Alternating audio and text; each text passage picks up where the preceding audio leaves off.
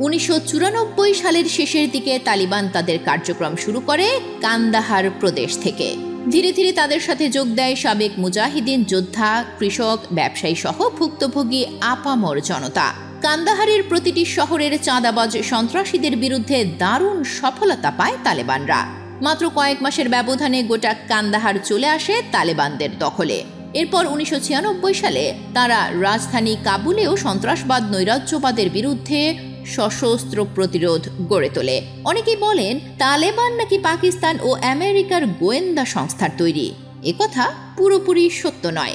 শুরুতে মোল্লা ওমরের প্রচেষ্টায় তালেবানদের জন্ম এবং পাকিস্তানের শরণার্থী শিবিরগুলোতে মাদ্রাসার ছাত্ররা গণহারে তালেবানে যোগ দিয়েছিল।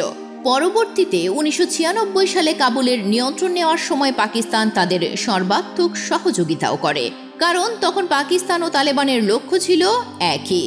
বাকি রইল আমেরিকার প্রসঙ্গ। মার্কিনিরাও সরাসরি তালেবান প্রতিষ্ঠার পেছনে কোনো অবদান রাখেনি, তবে অনেক তালেবান নেতাই ছিল সাবেক মুজাহিদিন সদস্য এবং পূর্বে সোভিয়েত ইউনিয়নের বিরুদ্ধে যুদ্ধ করার সময় তারা আমেরিকার সহায়তা নিয়েছিল, একথা সত্য। তালেবানরা কাবুল নিয়ন্ত্রণ নেওয়ার পর প্রতিষ্ঠা করে ইসলামিক আমিরাত অব আফগানিস্তান, যার সর্বোচ্চ ধর্মীয় নেতা হন মোল্লা মোহাম্মদ ওমর।